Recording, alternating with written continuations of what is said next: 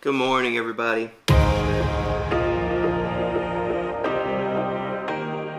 So I wanted to share with you a little bit about like how I start my morning. Cup of coffee. So I wake up, and as you can see, normally I have the kids. Right now I don't. Megan took them this morning. We try to share the kid taking to school or whatever, but normally it's always me taking them to school, which is okay. I don't mind taking them to school. I actually enjoy spending time with them when they're good in the morning. Sometimes there's some kind of catastrophe, but have my cup of coffee. There's like one sugar-free packet in here and two servings of creamer, which you'd think there's a lot, but in retrospect it's really not, especially since it's so hard for me to like fill my fats and stuff later on in the day. I don't know why, but my fats are something I always struggle with. I have no idea why that is. So I don't eat anything for breakfast. I don't eat anything until about 9 o'clock. It's kind of like I fast through it. It doesn't bother me. What I try to do is save most of my calories until the night, which I'm probably going to have to stop doing because I'm really getting tired of trying to find something before I go to bed. But I'm kind of worried to stop doing that because also I don't want to get hungry and be hungry going to bed either. I have a protein bar at about 9 o'clock. Take all my vitamins and stuff with the protein bar at about 9 o'clock. Then I eat again at noon for lunch, noon to 1 o'clock-ish. I don't eat again until about 6 for dinner.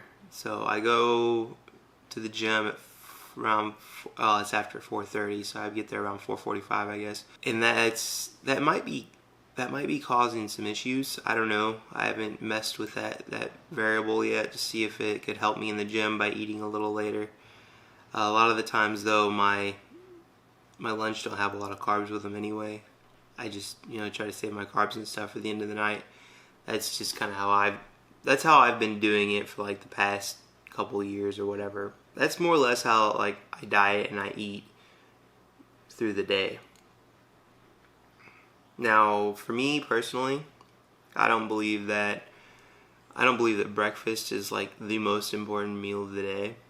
Basically, all you're doing is just eating something because you didn't eat for 8 hours. That's usually how long you sleep. Now, if you have like a test or if you're planning on going in and working out in the morning, then you might want to eat something in the morning just to fuel you to get through whatever that situation is. But for me, I don't need any fuel to do anything. I'm basically leaving here, going to work. I'll be sitting all day.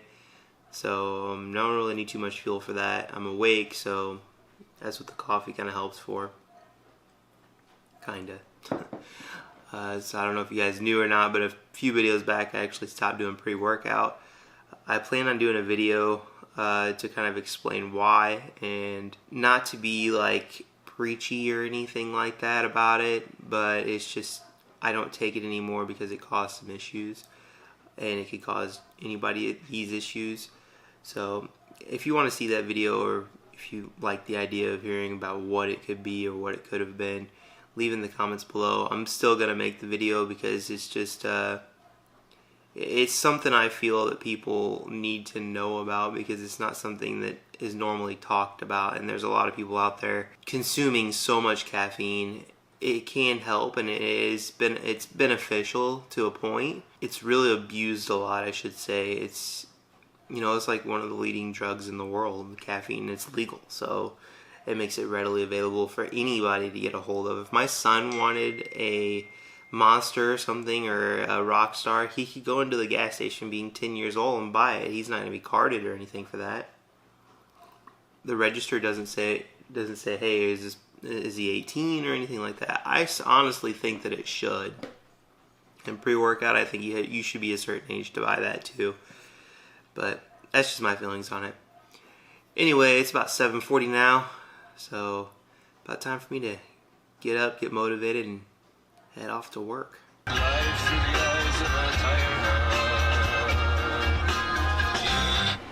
What is up, guys? Finally off work. Feeling good to be off work because I gotta say I was tired of sitting in that chair.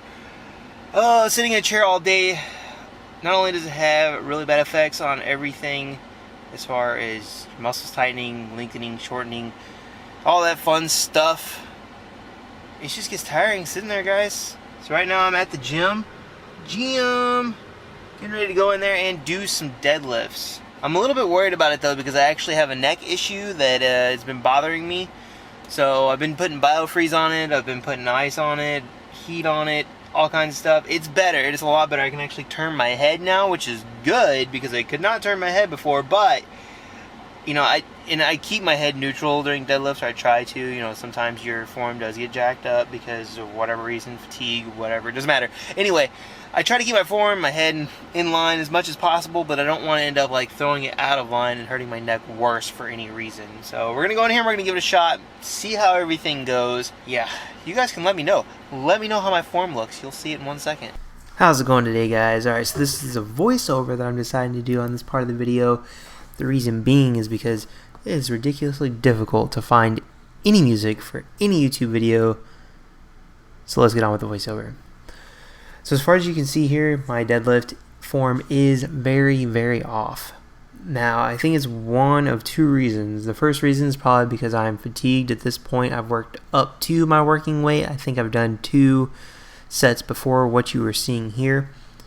But another reason is my belt, as you can see, is sliding up. I think this might be either because it's not tight enough during my deadlifts, or the fact that it's not broken in yet, because this is my new Inzer belt, which if you have not seen that video, I did a review on the Inzer belt and how to break it in and everything.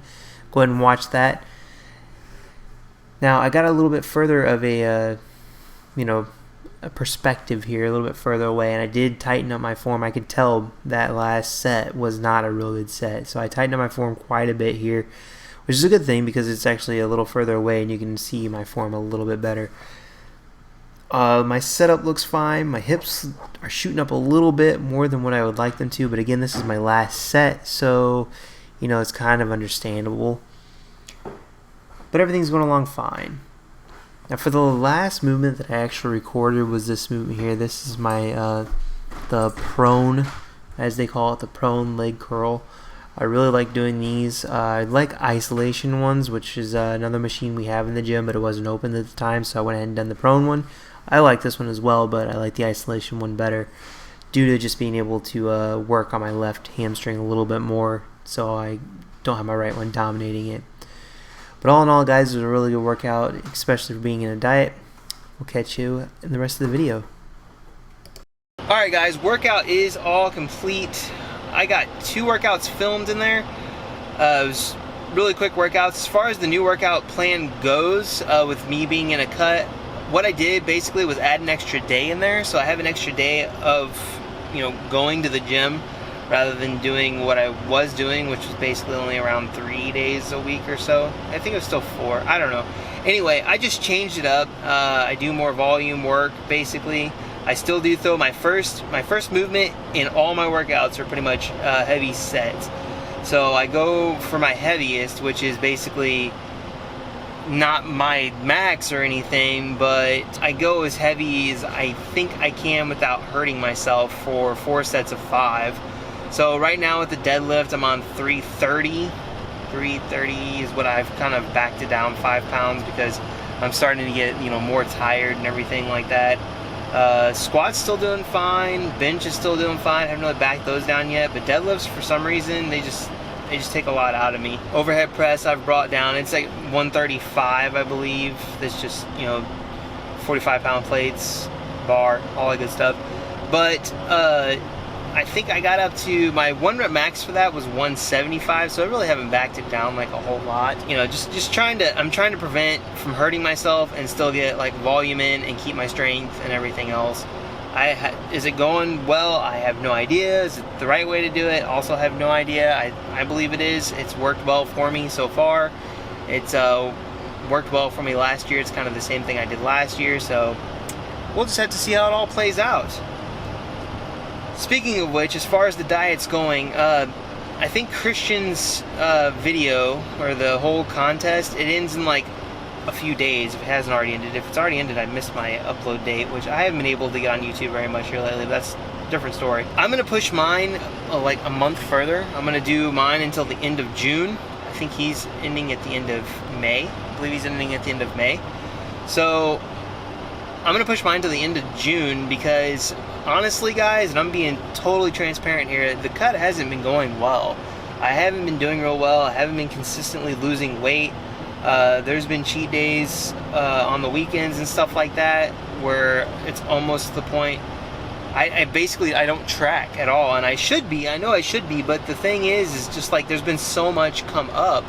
And can I eat right while there's all those things coming up? Yeah, but it makes things so difficult, especially whenever you have, you know, a family and everybody else. That the kids they're not gonna want to go somewhere and eat lean or anything like that. That's not something for them. And can I take them somewhere else? Sure, but that just it causes more headache, and I don't like to put them through that. So, like I said before, this is just to see where I can get. Normally, I start at the beginning of the year and I cut like almost for 6 months. Basically, I cut half through the year. I'm trying to get away from doing that because that is less time that I had to actually put muscle on. So I'm trying to kind of change things up. So basically, this cut is not going the best. I did start out at like 197. I'm down to like 186. I got down to 185, but I put a pound back on, which might be water weight. It could be anything. It could be just bad eating, whatever. But I put a pound back on. I was 185. But last year I got down to like 160 something. So I was consistently losing weight like I was supposed to. But last year it was a bit easier. We didn't have as much going on. When I say that, I mean, we have so much going on. It's not a typical thing for us to be doing this. So selling a house, you know, doing everything that we're doing this summer. The kids, like all their games that are coming up, it's been one weekend after another. I have not had a weekend to, you know, like do anything or just off and to relax for a while, which you might have noticed that my uploads have not been consistent either. I mean, it's just been crazy. We've been really super busy. So, you know, what I would have kind of done to like, and it doesn't really fix it because I like doing YouTube, but what I've kind of done is I created a blog. So I'll put the blog in the link below, but it's just my name, McKinleyGriggs.com. If you guys are interested in the blog, you can go check that out. Basically what I do is I put articles in the blog that I wouldn't normally get to talk about in YouTube, or I can't find a way to like turn those into videos because it's just over like one topic or something like that. I mean, I could, but it's another outlet for me when I can't film, basically, into a kind of, you know, talk more to you guys and stuff like that. It's just a different social media outlet for me, just to kind of feed the beast, more or less, if you understand what I'm saying. So that's kind of what's going on at the moment. I am going to push the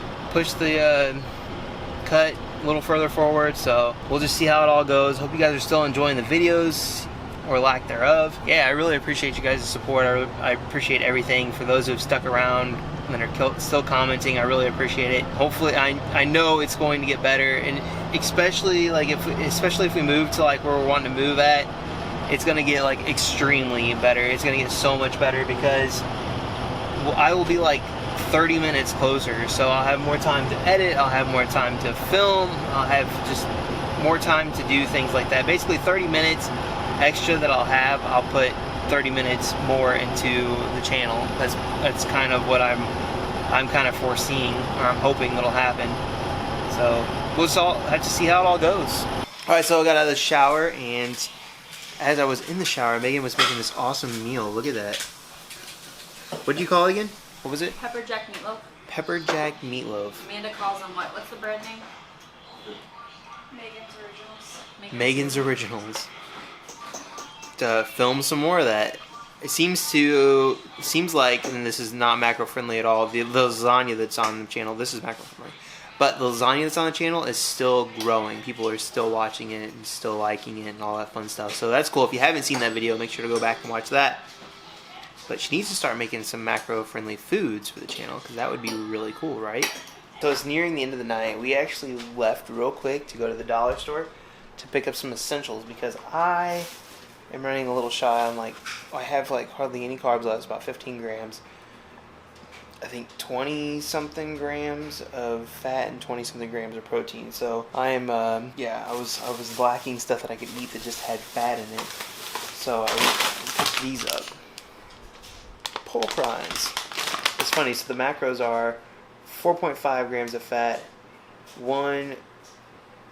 less than 1 gram of carbs, and 7 grams of protein. Not a significant source of protein, it says though. So, yeah, I got that. Hot ones, and I got regular ones. And I also picked up this big long Sasquatch beef stick. Extra long, extra large one. So I had to figure those in. I might end up having protein powder, of course, and some milk, maybe. Megan got these. So she's got the snack packs, such. That's pretty much it, guys. That's the end of the night. Sorry I didn't have much content before the videos today, but that's the life of a family man. Not much going on. Went to work, did a shift at work, went to the gym, did gym stuff, came home, ate, went to the store to get some stuff to fill my macros, and that's pretty much about it. It's about it. But we have a lot planned for this weekend, so I hope that you guys stick around to watch those videos because those ones are the fun ones. So make sure you like the video, guys. If you like the video, comment down below and subscribe, and teach their own.